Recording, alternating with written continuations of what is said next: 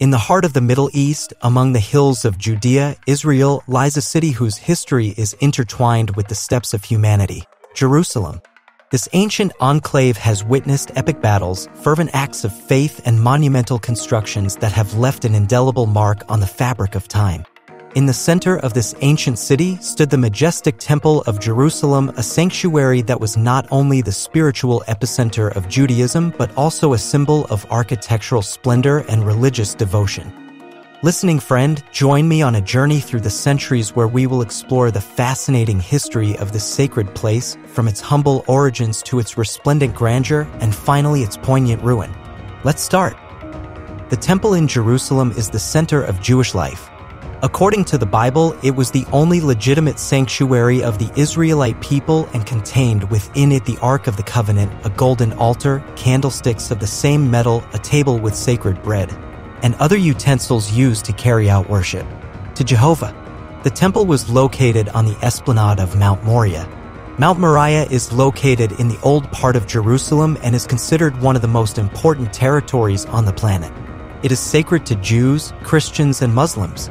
On Mount Moriah is the Jewish Temple Mount, as well as the Dome of the Rock and the Al-Aqsa Mosque. For the inauguration party, Solomon held a great ceremony that lasted 7 days with the presence of the Israeli people. The Ark of the Covenant was brought to the Holy of Holies, and the glory of the Lord filled the house of the Lord. God blessed the temple and promised his protection to Israel, but only as long as the people maintained their incorruptible faith. If idolatry was introduced, not only would Israel be punished, but the temple would be destroyed. Let's read in 2 Chronicles, chapter 7, verses 19 to 21. But if you turn away and forsake the decrees and commands I have given you and go off to serve other gods and worship them, then I will uproot Israel from my land, which I have given them, and will reject this temple I have consecrated for my name.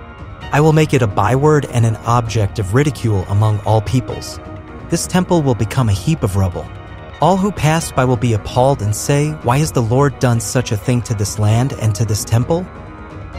Unfortunately, some time later, Israel turned their back on God and went after pagan gods, and consequently God used Babylon as his agent of judgment against Israel for their sins of idolatry and rebellion against him. In fact, there were several times during this period 607 and 587 BC when the Jews were taken captive by Babylon. With each successive rebellion against the Babylonian Empire, Nebuchadnezzar would lead his armies against Judah until they besieged Jerusalem for over a year, killing many people and destroying the Jewish temple, taking thousands of Jews captive and leaving Jerusalem in ruins. After an exile of 70 years, many Jews returned to Jerusalem, and at the initiative of Zerubbabel, Nehemiah, and Ezra, they decided to rebuild the great sanctuary that stood between the years 515 BC and 70 AD, serving as center of worship and worship of Judaism. The internal structure of the great sanctuary was not altered, but it is said that compared to the first it was much less sumptuous. It is said that many Jews cried when they saw it built because they found it simpler than the previous one. In the year 37 BC, King Herod the Great, whom the Roman Senate had approved as king of Judea and ally and friend of the Roman people, took Jerusalem. Herod was a great builder. Such was his magnificence that he went down in history as Herod the Great. Herod had won popular favor by his extraordinary architectural achievements, which included temples, amphitheaters, hippodromes, aqueducts, and palatial fortresses complete with luxurious bathhouses.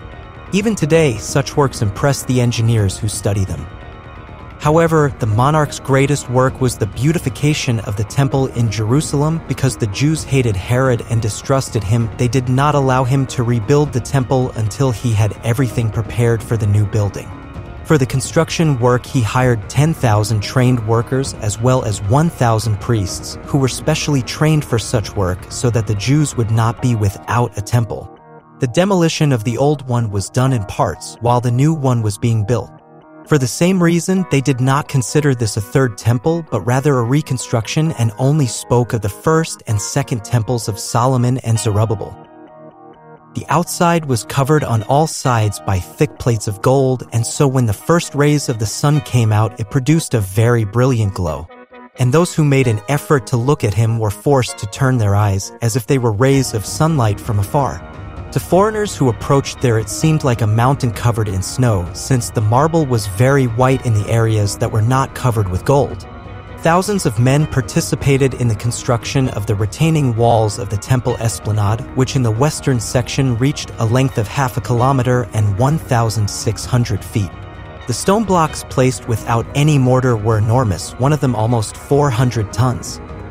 After Vespasian's accession as emperor in 69 AD, his son Titus was appointed to lead the war against the Jews at the time of the rebellion and siege. Still, the Jews fought, rushing toward the temple as their last line of defense. That was the end for the brave Jewish defenders and for the temple. The historian Flavius Josephus claimed that Titus wanted to preserve the temple, but his soldiers were so furious with his resistant opponents that they burned it. Now, everything that happened to Israel was because they rejected Jesus Christ as their Messiah. The Bible, with its often enigmatic language, contained warnings and predictions that in retrospect seem to have anticipated the tragedy to come from the pages of the Old Testament to the Gospels. Several prophecies cast ominous shadows over the fate of the temple and the Jewish community. The prophet Daniel, for example, in the 70-week prophecy had announced the death of Jesus, and after Jesus' life was taken, Jerusalem and its temple would be destroyed again by an overwhelming army with flood. Let's read Daniel chapter 9, verse 26. After the 62 sevens, the Anointed One will be put to death and will have nothing. The people of the ruler who will come will destroy the city and the sanctuary. The end will come like a flood, war will continue until the end, and desolations have been decreed. The New Testament Gospels also recount the words of Jesus in which he prophesies the destruction of the temple. Let's read Matthew chapter 24, verses 1 and 2. Jesus left the temple and was walking away when his disciples came up to him to call his attention to its buildings. "Do you see all these things?" he asked. "Truly I tell you, not one stone here will be left on another. Every one will be thrown down." In the Gospel of Luke chapter 19, verses 41 and 44, we also read, "As he approached Jerusalem and saw the city, he wept over it and said, 'If you, even you, had only known on this day what would bring you peace, but now it is hidden from your eyes. The days will come upon you when your enemies will build an embankment against you and encircle you and hem you in on every side. They will dash you to the ground, you and the children within your walls. They will not leave one stone on another because you did not recognize the time of God's coming to you.'" The city that had been a spiritual and cultural center was plunged into devastation.